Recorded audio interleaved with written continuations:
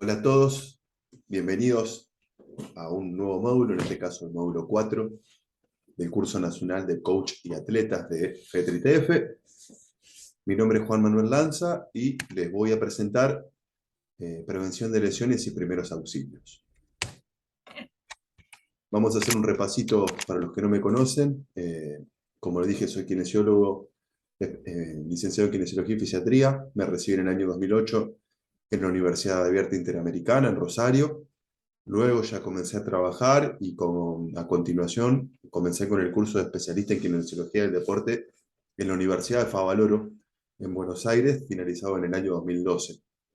Desde hace 7 años, ya con mi lugar personal de trabajo, que se llama Kider, y en ese momento comencé también a trabajar con el Top Fighter Team, a cargo de Ariel Alemano, en Rosario, junto con Lucio Gianni y Seba Luraschi, entre otros deportistas, y continúo en la fecha.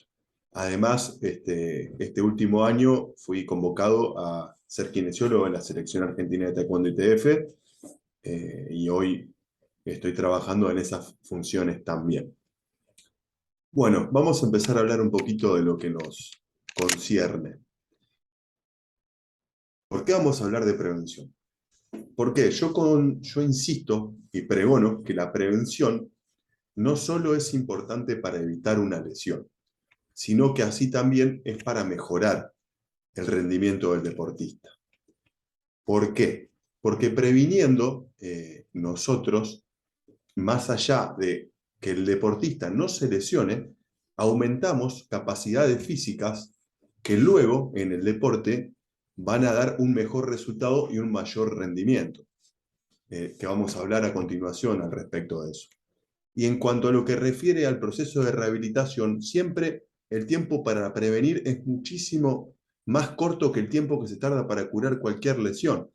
Vamos a pensar en algo puntualmente más común de ver, que es un esguince de tobillo o un esguince de rodilla, que son cosas que en nuestro deporte se ven bastante a menudo. Yo como kinesiólogo lo veo bastante a menudo y lo atiendo, pero un esguince de tobillo con un esguince que no sea muy grave, más o menos tenemos alrededor de 30 días, 40 días para que el deportista pueda estar en condiciones de volver a entrar en competencia, en combate, si es una lesión leve.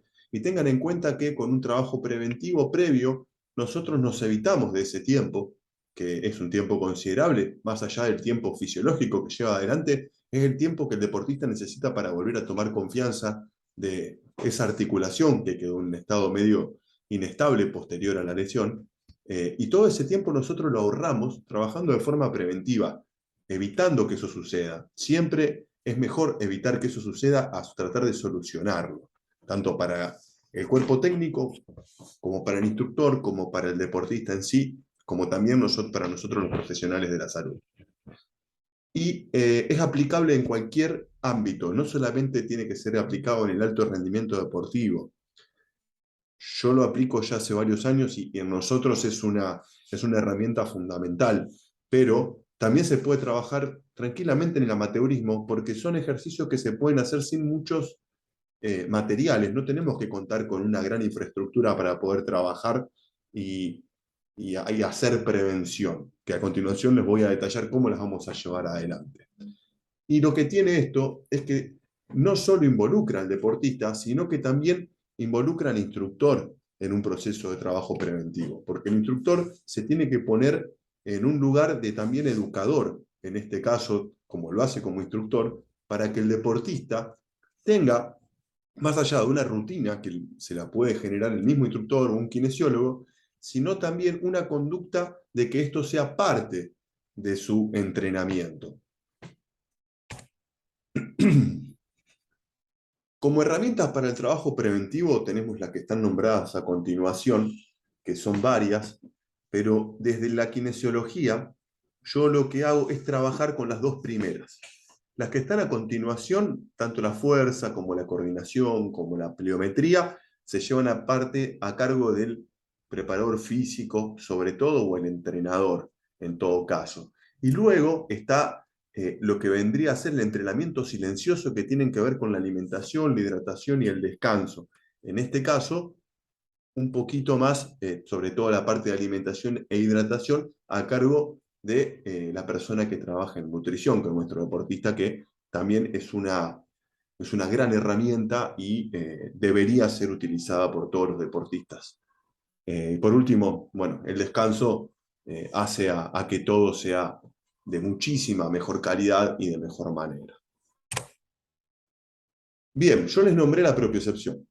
¿Qué es la propiocepción? Probablemente sea una palabra que nunca habían escuchado en su vida, porque no es tampoco tan famosa como la palabra fuerza, como la palabra flexibilidad, como la palabra fuerza, como la palabra resistencia, como la palabra velocidad, pero funciona como una propiedad del cuerpo que también se puede entrenar, como lo es la fuerza, como es la velocidad.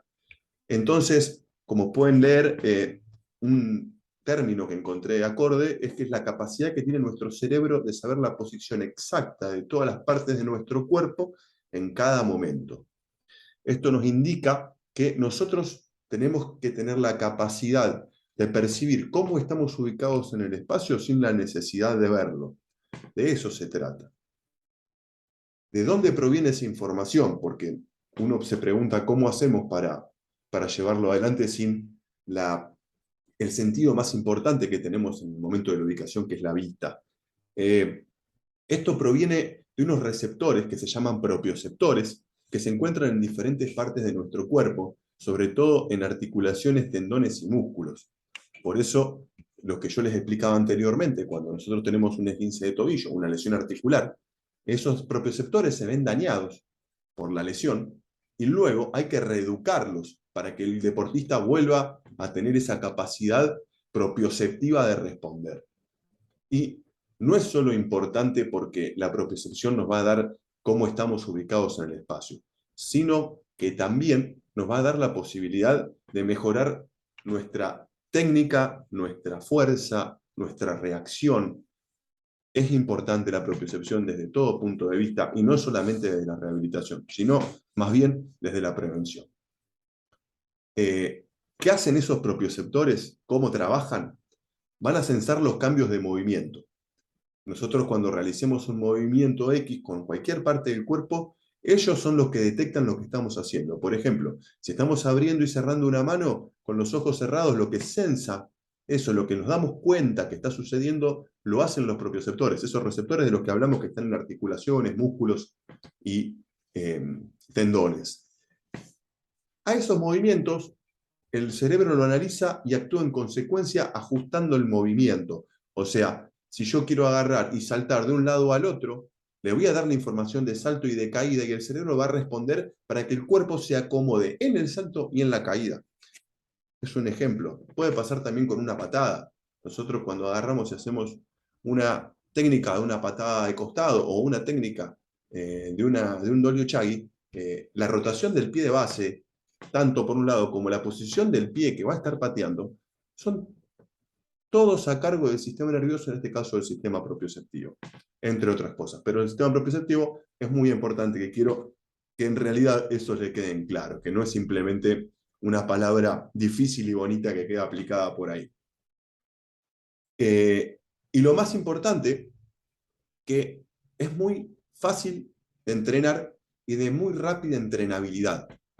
El cuerpo se entrena propioceptivamente muy rápido. Un cuerpo sano, estamos hablando. Un cuerpo que haya tenido una lesión, una articulación que haya tenido una lesión, le cuesta un poco más por lo que habíamos hablado anteriormente con respecto al daño que se producen en esos receptores y por lo tanto es como renovar un aprendizaje prácticamente desde cero en esa articulación. Entonces yo les hablé de que tenemos que entrenarla. Y la pregunta a todo esto es, ¿cómo la entrenamos? Para entrenarla, siempre, como cualquier entrenamiento, lo tenemos que hacer de menor a mayor complejidad.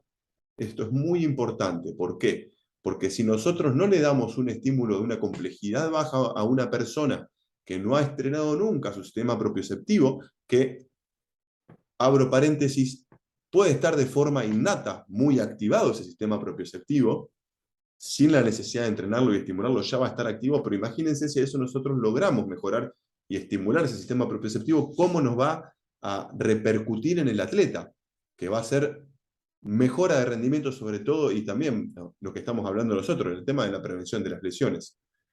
Entonces tenemos que empezar de menos a más, siempre, en complejidades. ¿Y cómo se entrena en estado de desequilibrio? ¿Qué es un estado de desequilibrio? Yo si paro a una persona sobre sus dos piernas y le hago cerrar los ojos, lo más probable es que no se caiga, no se vaya para ningún lado.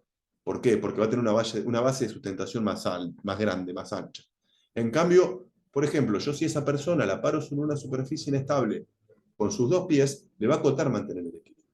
Bueno, eso es de menor a mayor complejidad y es en estado de desequilibrio.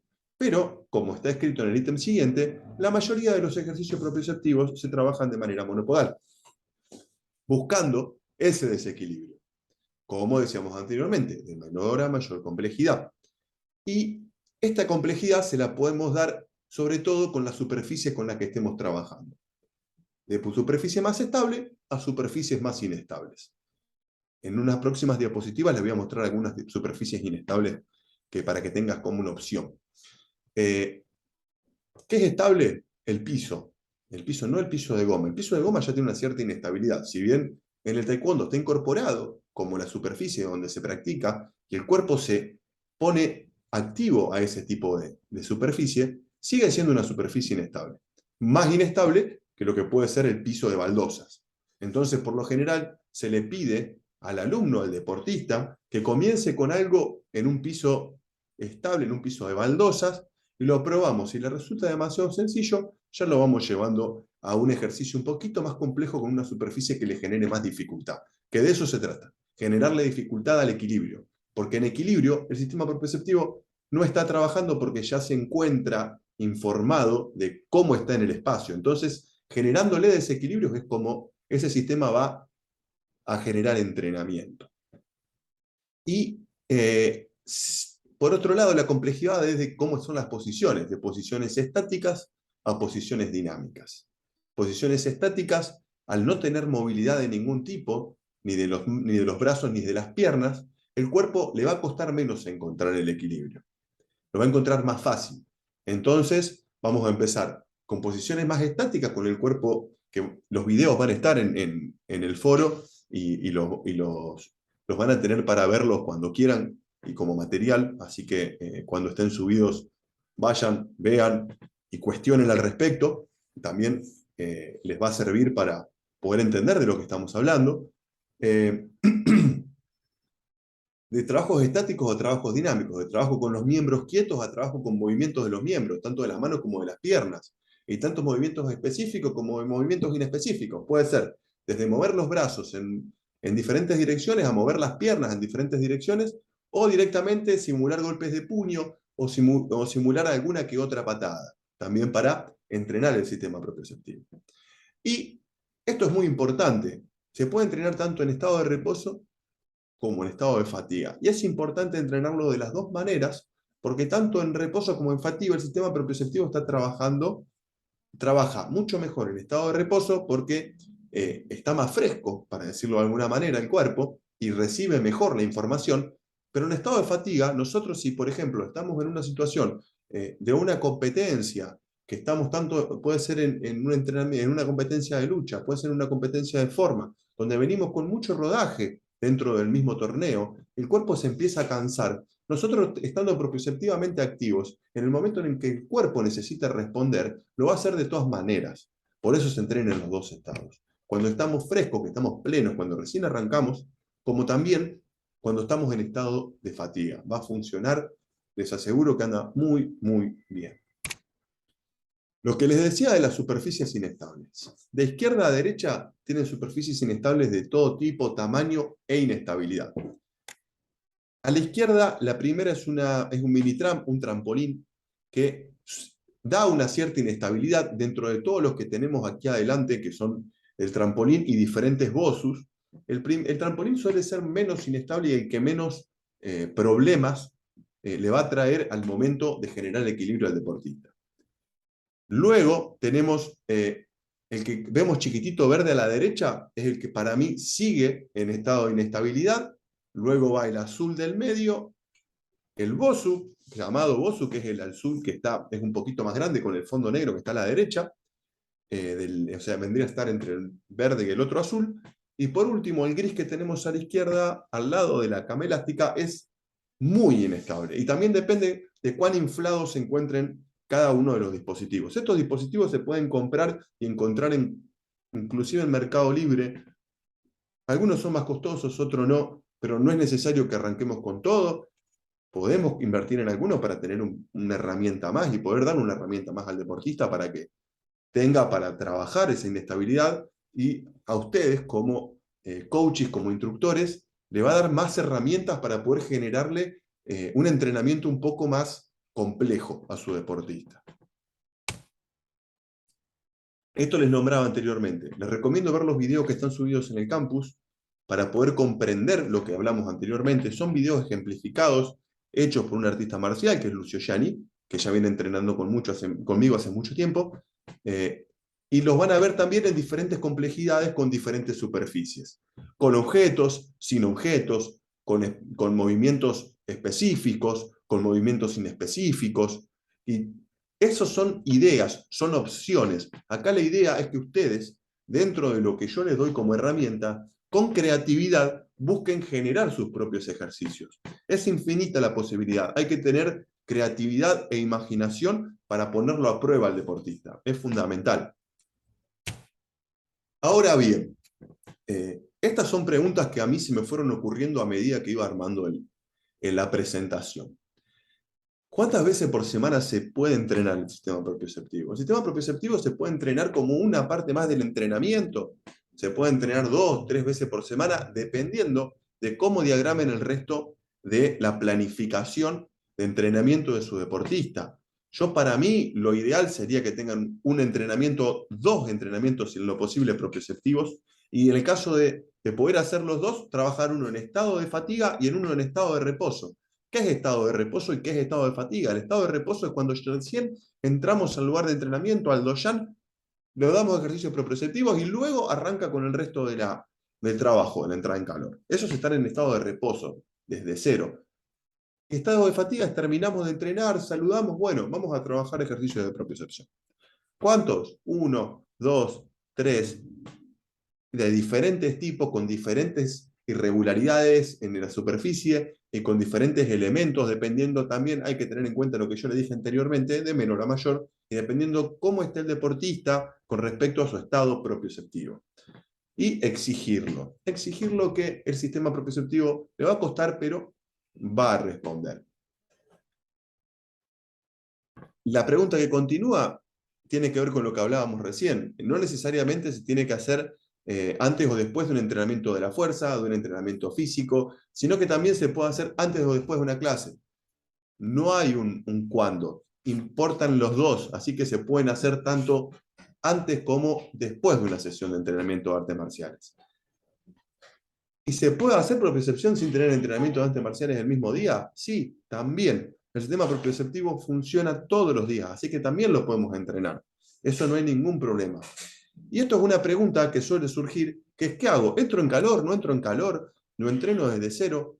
Y la respuesta es la misma. Se puede entrenar en los dos momentos, ya lo hablamos anteriormente. Puedo ser redundante con esto, pero quiero que les quede bien en claro, porque es fundamental que lo puedan entender de esta manera para poder aplicarlo de esta manera, para darse cuenta de la capacidad del cuerpo de entrenar el sistema propioceptivo. Vamos a dar una vueltita de página.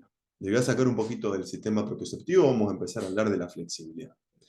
La pregunta es, ¿qué es la flexibilidad? La flexibilidad, si se quiere, en la jerga, te dicen, no, anda a estirar, no, anda a elongar, no. Bien, esos son términos que se usan en la jerga, pero en realidad la flexibilidad es una propiedad, como lo es la fuerza, como es la propiocepción, como es la resistencia, y por lo tanto se entrena. Pero, ¿qué es en sí la flexibilidad? Es la capacidad del cuerpo humano para llevar a cabo movimientos con una gran amplitud, o sea, permitir ciertos movimientos deformándose sin sufrir ni lesiones ni roturas. O sea, que podemos exigir al cuerpo en un punto donde va a generar un trabajo de flexibilidad sin llegar a una rotura. Porque cuando nosotros trabajamos flexibilidad, se rompen fibras. Es un entrenamiento que rompe fibras, como entrenamiento, que eso lo vamos a detallar a continuación. Pero esto a lo que se refiere es sin producir una lesión en el cuerpo de forma voluntaria, o sea, hasta cierto punto. Por lo tanto, ¿cómo y cuándo se aplica la flexibilidad? La flexibilidad se puede aplicar puntualmente en estos tres momentos, tanto en la entrada en calor como en la vuelta a la calma, y también se puede planificar como si fuese una sesión de entrenamiento más, como se planifica una sesión de entrenamiento de fuerza, o como se planifica una sesión de entrenamiento intermitente, también se puede planificar una sesión de entrenamiento de flexibilidad. Vamos por partes, empecemos por la entrada en calor. Para hacer entrada en calor, la flexibilidad se va a manejar de una manera distinta a la que las vamos a manejar en otro momento, que se llama una flexibilidad dinámica o balística. La flexibilidad dinámica o balística es la que se hace como si fuese en un estado de péndulo, donde el cuerpo hace movimientos pendulares sin demasiada exigencia, que muchas veces lo hacemos en una entrada en calor sin saber que se llaman de esta manera, y la vamos a hacer de 8 a 10 repeticiones por lado, tanto en miembros superiores como en miembros inferiores, como en cabeza y cuello. Todos estos ejercicios son movimientos pendulares, ¿sí? Funcionan y activan, para eso se hace la entrada en calor. Este tipo de ejercicios de flexibilidad dinámica hacen que el cuerpo entienda que vamos a darle trabajo de estiramiento y acortamiento al músculo y lo prepara para que el cuerpo realice ese tipo de actividad. Son progresivos, son relajados, no tengo que pretender hacer una entrada en calor con movilidad de la pierna adelante y atrás, tratando de que la pierna pase por encima de mi cabeza. No es necesario, con que nosotros hagamos el movimiento que el cuerpo nos permita, ya no va a dar esa información para comenzar con la actividad. O bien lo que se puede hacer es ponerse en posiciones estáticas de flexibilidad o de elongación durante 6 a 8 segundos. ¿Por qué 6 a 8 segundos? Porque esa información que llega en 6 o 8 segundos al cuerpo le dice, al músculo le dice, bueno, vamos a laburar, vamos a comenzar a entrenar. Esa información llega entre 6 y 8 segundos. Si nosotros nos pasamos de ese tiempo, el cuerpo cambia la información y no entiende que va a empezar a activarse, sino que puede empezar a entender que se va a empezar a desactivar. Entonces tengamos muy en cuenta las cuestiones de los tiempos cuando se trabaja en flexibilidad. ¿Sí? En este caso estamos hablando de 6 a 8 segundos. Y siempre tiene que estar orientado a la clase que vamos a dar. Si nosotros vamos a hacer una clase donde vamos a trabajar mucho las piernas, que vamos a trabajar varias técnicas, tanto Apchagi, Doruchagi, Tuichagi, cualquier técnica de patada que se nos pueda ocurrir, tenemos que hacer una buena entrada en calor balística de la parte de los miembros inferiores.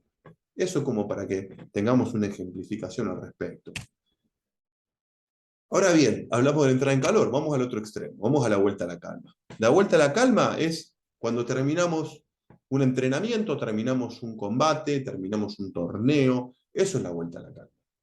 Entonces, a diferencia de lo anterior que nosotros hacíamos, trabajos balísticos o trabajos estáticos mantenidos por 6 a 8 segundos, acá tenemos que empezar a hablar de trabajos solamente estáticos en posiciones mantenidas durante por lo menos 40 segundos. De ahí en adelante puede estar un minuto, minuto 10, minuto 15. ¿Por qué? Porque después de los 30 segundos el cuerpo entiende que se entra a relajar, que se desactiva el músculo. Y lo estamos devolviendo a la calma después de toda esa actividad intensa que tuvo durante, sea la sesión de entrenamiento, o sea un torneo, o sea una sesión de fuerza. Entonces, ¿qué hacemos? Involucramos a todos los grupos musculares trabajados, que por lo general el cuerpo se trabaja completo en una sesión de entrenamiento de taekwondo. Por lo tanto, tenemos que elongar tanto los miembros superiores como los miembros inferiores, o sea, manos y piernas, brazos, pecho, todo cuello, todo lo que nos involucra el cuerpo entero, cada uno durante 40 segundos, que lo ideal es tener algún tipo de timer o tabata o algo por el estilo para que esto se haga de forma correcta y no quede a nuestra cuenta, en nuestra cabeza, porque muchas veces nos podemos distraer y perdemos ese tiempo, y es muy importante. Además, cuando nosotros le damos un tiempo X al cuerpo y lo empezamos a trabajar dentro de esos 40, 50 segundos, luego de varias aplicaciones, el cuerpo va a empezar a entender mucho más el sistema y lo va a empezar a copiar a la perfección, que es como si se estuviera entrenando el cuerpo, lógicamente. Si nosotros tenemos en cuenta que vamos a trabajar una vuelta a la calma, más o menos tenemos entre 15 o 20 minutos de trabajo de flexibilidad, que es un tiempito. Pero bueno, esto hay que hacerlo ni bien se termina la sesión de entrenamiento, y lo más importante y lo que no es menor es que tendríamos que tener una botellita de agua al lado y acompañar con una hidratación. ¿Sí? Eso sería ideal, sería fantástico. Nosotros lo estamos aplicando de un tiempo a esta parte y realmente marca una diferencia. Porque si no, lo que termina sucediendo es que tengo sed, dejo elongar, voy, tomo agua, vuelvo, o directamente elongo con mucha sed, y la sed nos va a ayudar también en la recuperación. O sea, la sed es un signo de deshidratación, la hidratación nos va a ayudar a la recuperación. Por último, y como tercer punto con respecto a la flexibilidad, hablemos de una sesión de entrenamiento de flexibilidad. No tiene relación con la parte de entrada en calor, no tiene relación con la parte de vuelta a la calma. Esto es un entrenamiento más. Es como si organizáramos un entrenamiento de fuerza con una frecuencia semanal. Esto es una sesión de entrenamiento de flexibilidad propiamente dicho como capacidad. Por lo tanto, es algo que nos va a desgastar, nos va a llevar a un desgaste físico, como dije anteriormente, la ruptura de fibras. Por lo tanto, hay que planificarlo con respecto a lo que son los otros entrenamientos del día y dentro de la planificación semanal. Como también hablamos de ese caso, en este caso de la flexibilidad, no hablamos de la parte propioceptiva. ¿Qué es lo ideal? Es trabajarlo, yo puse 3 veces por semana porque es lo ideal, pero por lo menos yo te diría que lo trabajes 2. ¿Por qué? Porque lo más importante es que hay que ordenarse para trabajar la flexibilidad. Y lo tenemos que ordenar o por grupos musculares, como son cuádriceps, isquiotibiales, aductores, psoas, glúteo, por un lado, o lo podemos ordenar por cadenas musculares. Un día trabajar toda la cadena posterior, por ejemplo, que son los gemelos, los isquiotibiales, los glúteos y la zona lumbar, fundamentalmente, y tenemos que trabajarlo de ambos lados.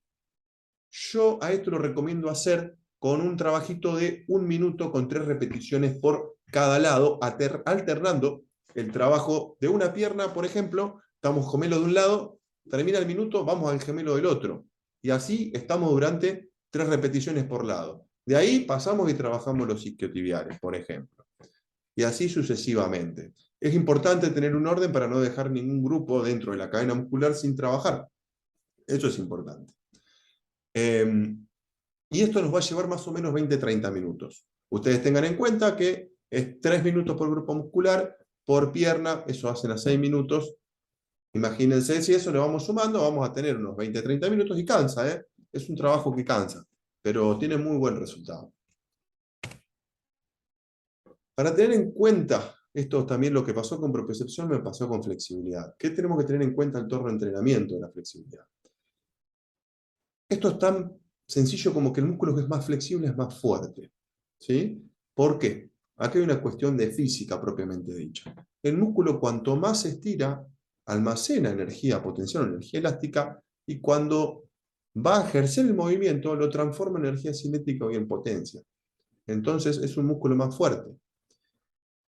Como también aumenta la amplitud articular. ¿Por qué? Ustedes piensen que si nosotros tenemos una cadena posterior, lo que hablábamos recién, glúteo, isquiotibial, gemelo, que está más flexible, una patada descendente va a ganar mucho en altura, porque también tenemos que tener fuerte la parte anterior del cuerpo para que la patada descendente suba, pero si tiene flexibilidad, cuando se eleve la pierna, va a tener mayor altura y por lo tanto va a llegar más fácil a la cabeza del contrincante. Lo mismo que puede pasar en una forma con una patada de costado para agarrar y mantenerla en una altura o en otra, o una patada con salto para buscar ese salto que sea con mayor altura para poder patear con mayor facilidad y mayor tiempo. Si no, pensémoslo de esta manera. Pensémoslo que tenemos un deportista que tiene una limitación de tobillo por falta de flexibilidad en los gemelos. Tuve un caso similar. Y ese acortamiento de los gemelos hace que la movilidad del tobillo sea mucho menor. Entonces esa disminución de la movilidad del tobillo hace que en el desplazamiento de una, por ejemplo, de una situación de combate, el desplazamiento y la explosividad que tenga va a ser totalmente distinta. ¿Por qué? Porque le va a faltar recorrido. Y ese recorrido le va a dar más fuerza. Inclusive va a evitar que se produzca alguna lesión muscular porque va a tener mucho más capacidad ese músculo, estando flexible. Por eso mismo está el próximo ítem que dice es una herramienta fundamental para prevenir las lesiones. Un músculo flexible es un músculo más fuerte. Un músculo flexible y un músculo más fuerte es un músculo que se lesiona menos. Y si el cuerpo funciona en armonía entre los grupos musculares, esto hace que el deportista mejore su rendimiento y evite lesionarse. Una cosa lleva de la mano a la otra, por eso es tan útil. Y esto también, cuando, por ejemplo, estábamos hablando de la vuelta a la calma, optimiza la recuperación y deja el sistema en mejores condiciones para el próximo entrenamiento. Hace a que, si ustedes prestan atención, si hacen una sesión de entrenamiento que les conlleve bastante carga o que sea dura o que la sientan como una sesión de entrenamiento fuerte, vuelvan a su casa y no tengan vuelta a la calma. Vuelvan a su casa y el otro día arranquen. Y hagan lo mismo, pero con un buen trabajo de flexibilidad al final. El cambio es sustancial. Y no solamente depende de que el otro día se levanten bien de la cama, sino que van a tener un día de entrenamiento que le va a hacer resultar más duro aún. ¿Por qué? Porque no van a tener esa capacidad regenerativa que le da la flexibilidad. Obviamente, hidratación, descanso, pero estamos hablando propiamente de la flexibilidad. Bien, por último, vamos a hablar de primeros auxilios. Esto, en cuanto a la kinesiología, no tiene tanto margen. El margen mayor es por parte de la medicina, pero yo les voy a abrir a partir de mi experiencia. Yo vengo trabajando con el grupo de Top Fighter Teams y ahora también con la selección argentina dentro de torneos como kinesiólogo. Pero nosotros los kinesiólogos tenemos herramientas que nos las dan nuestros conocimientos y nuestra formación para poder actuar en ciertas situaciones con trabajos manuales y demás, que voy a tratar de darles algo de todo eso para que ustedes tengan como para poder aplicar en todo caso, tanto en su doyan como como en una competencia. La función de ustedes como coach lo más importante es tranquilizar al deportista en el momento que sucede. No moverlo, no trasladarlo, hasta asegurarse que eso no puede empeorar el estado. ¿Con qué refiero esto? Con alguna contusión en la cabeza o con algún golpe articular o algo que nosotros por desesperación o intentando ayudarlo, lo empezamos a mover, a trasladar y eso puede empeorar la situación del deportista. Entonces hay que tranquilizarlo, dejarlo. Uno también tiene que tener tranquilidad para poder transmitírsela al deportista y ahí es donde tenemos dos opciones. Si estamos en un torneo, hay un médico en el torneo que se va a encargar de eso, de ver de qué situación estamos hablando, y en el caso de que sea una situación que requiera un sistema de emergencia, activar un sistema de emergencia. Pero si nosotros estamos en el doyan y nos encontramos con una situación donde tenemos una posible fractura, un esguince o algo de gravedad, donde el deportista se lo nota dolorido, o tuvo una contusión y perdió conocimiento y no vuelve, y cuando vuelve está perdido, o cosas así, lo primero que tenemos que hacer es llamar a un sistema de emergencia, un sistema de cobertura que tengamos en el lugar a donde estamos entrenando. Eso es fundamental. No podemos resolver todo, no somos los que tomamos las decisiones en todo.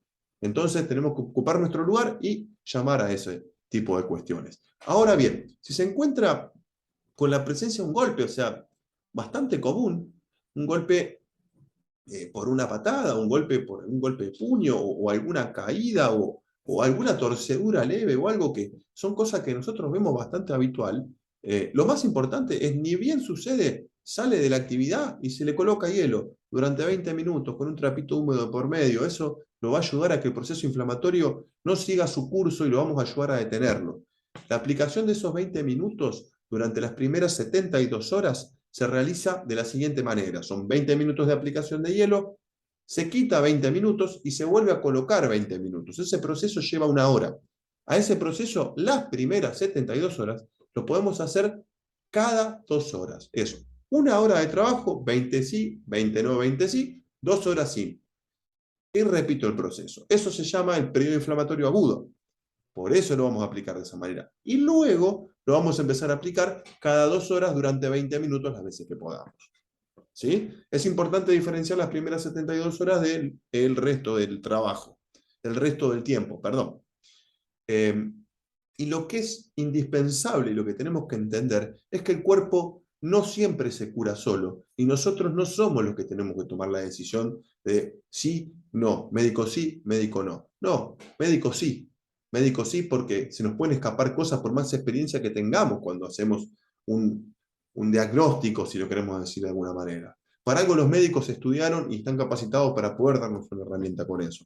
Y si hay alguna lesión y el médico agarra y me manda a hacer kinesiología, busquemos un kinesiólogo y hagamos la rehabilitación. Y en lo posible, como instructores, pónganse en contacto con ese kinesiólogo, porque el trabajo entre los dos lo va a ayudar a su deportista y también los va a mantener a ustedes atentos a cómo viene la evolución del deportista y ver cuánto lo podemos exigir a medida que el kinesiólogo me vaya dando la posibilidad de hacerlo.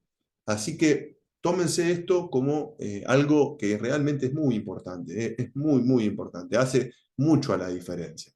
Es más una experiencia que un consejo. Bueno, por lo pronto ha sido todo por hoy. Eh, los invito a ver los videos que van a estar en el foro. Los invito a cualquier duda o consulta que yo les pueda evacuar al respecto de lo que hablamos hoy. Lo hagamos también por el foro, en el campus. Así que bueno, ha sido un placer. Nos vemos la próxima y muchas gracias.